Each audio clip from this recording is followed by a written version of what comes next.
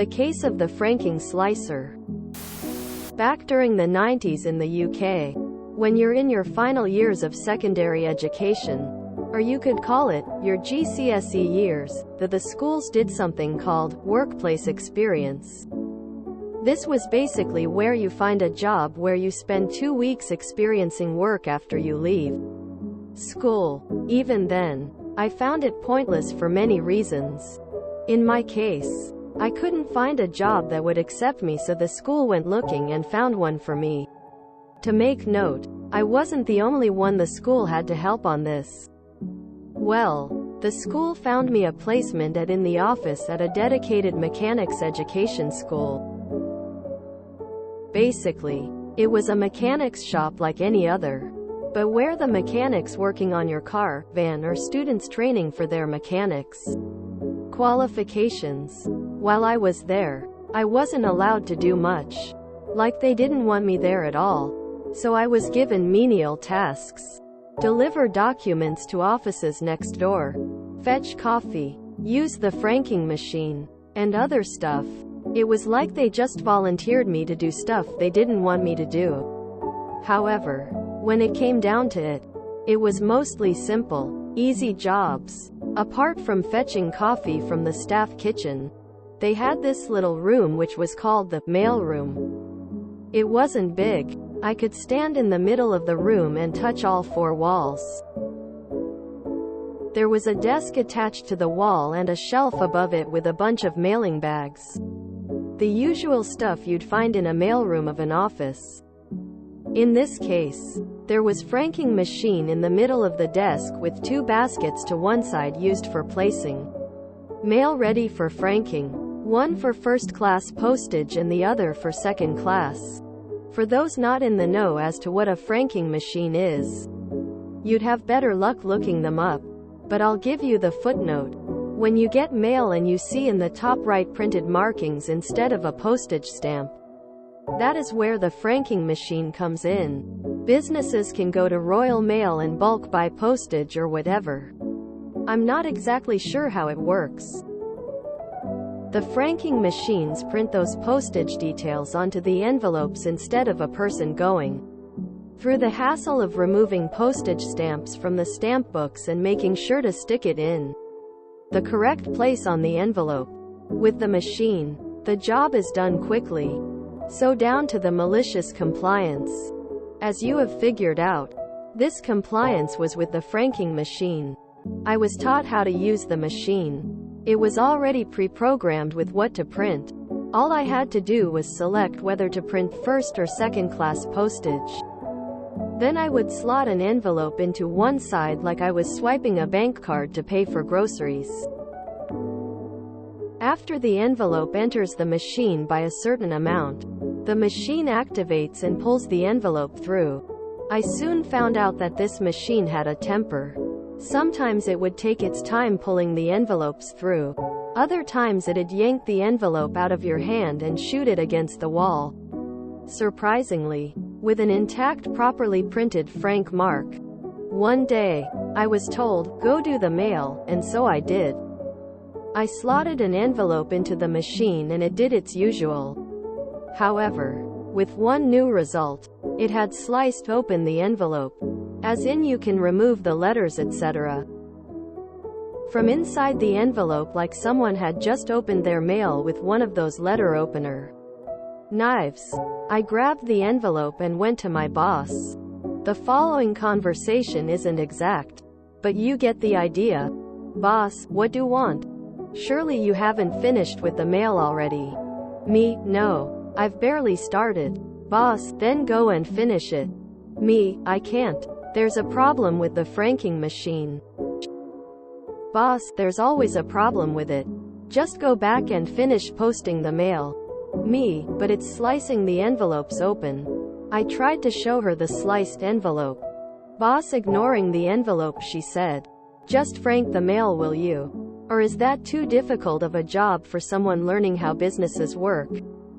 Quote, me, "Okay, but it's not my fault if something bad happens." I turned and returned to the mailroom. Along the way I grabbed some paper and wrote on it that I apologize for the damaged envelopes, that the machine was slicing them open, and that my boss refused to listen to me about it. Then I proceeded to put envelope after envelope through the machine. Every one came out sliced open. I must have done a couple hundred of them for first class alone. Once done, I didn't put them in mail bags. I just neatly piled them at the side of the machine with the letter on top. About half an hour before the end of my shift, someone came into the office carrying several of the envelopes and my letter. I quickly found out that he was the boss of the business, as in the highest position.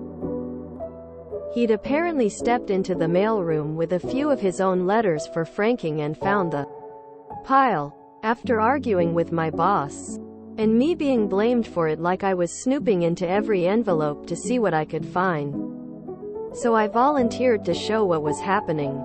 My boss and her boss grudgingly accepted my offer, so I grabbed a sheet of plain paper from the nearest fax machine and a fresh envelope. Putting the paper in the envelope, I asked Big Boss to seal it as confirmation that it's sealed. I then led them both to the mailroom, at arm's length so they can both watch me. I gently slotted it into the machine until the machine took over. Sure enough, the machine coughed out a freshly sliced envelope. Then my boss tried telling me off for not telling her, only for me to say that I tried, but she refused to listen. I only did what I was told. I was let off in the end. The next day, the machine was unplugged, so nothing was getting posted. The day after that, there was a couple of piles of postage stamp books, which of course I had to stick on the envelopes.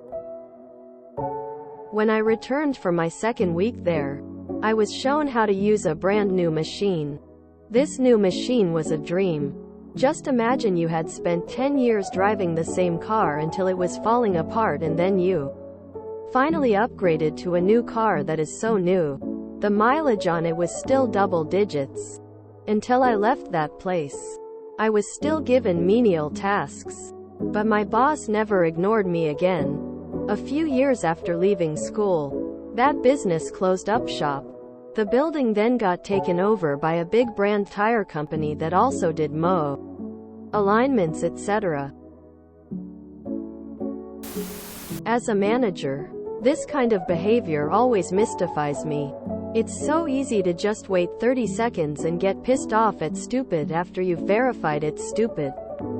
Also, teaching is fun. Even if I had someone specifically hired or acquired for free to do the odd jobs, they should get started with PPE, SDS, safety procedures in between stamps or staples or what have you. A high schooler can learn those things, plus basic vehicle services like oil change, and leave with extremely useful life skills. Franking machines even now can be temperamental AF. I work for a third-party business that handles outgoing first-class mail, and the main franking machine we use to meter mail, just over a year old, peels strips off the backs of envelopes. Started doing it about 2 months in. It's been fixed, which of course means it's now worse. Frankly, my dear, this story gets my stamp of approval. I don't want to downgrade your experience by any means, but it is possible that this was a configurable feature of the old machine. Say you get a bunch of mail delivered that day. That needs to be opened quickly. You turn off the franking stamp, and turn on the little slicing knife, and feed the mail through it. Minutes later, everything is opened cleanly. I worked on those machines 60-ish years ago. There were all sorts of esoteric controls for first, second, third-class mail. Third class suppressed the date, since there was no delivery guarantee at that class. For example, possible?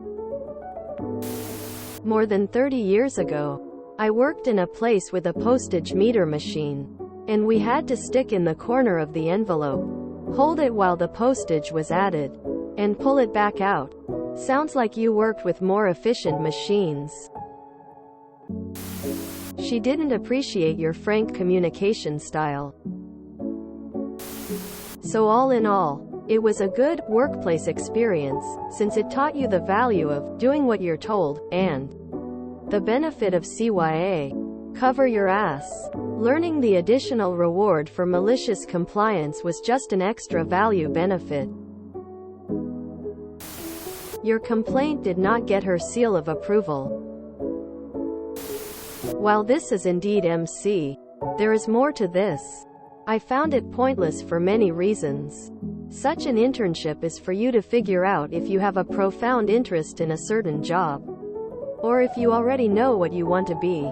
Here's your chance to get some practice and see if your future career aligns with what a 9th grader. It's in 9th grade in Germany, or 10th grader thinks what the job will be. It's the right time to make up your mind and align your school lessons to that. Finding this pointless just gets you the fancy jobs where you have to operate the stamp machine. I love how in your wildest fantasies, you can't imagine anything better than driving a car that's already been driven 1,099 miles. Random unrelated thought. Do they call it mileage still in places that measure distance in kilometers? You showed genuine frankincense. My island was British ruled until 43 years ago, so I grew up under that system. I had job training in primary, secondary and college. I worked a farm in primary school, carpentry in secondary school and aircraft mechanic for Liat in college. I learned so much from them. Retired army mechanic now and jack of all trades. Best part of franking machines is the water tubing on the ones that can seal envelopes, usually full of mold. Such useful, yet truly awful, machines all around. If you enjoyed this video, please check out our playlists full of similar content. Epic Aircast is like doom scrolling for your ears. Please like, share, and subscribe.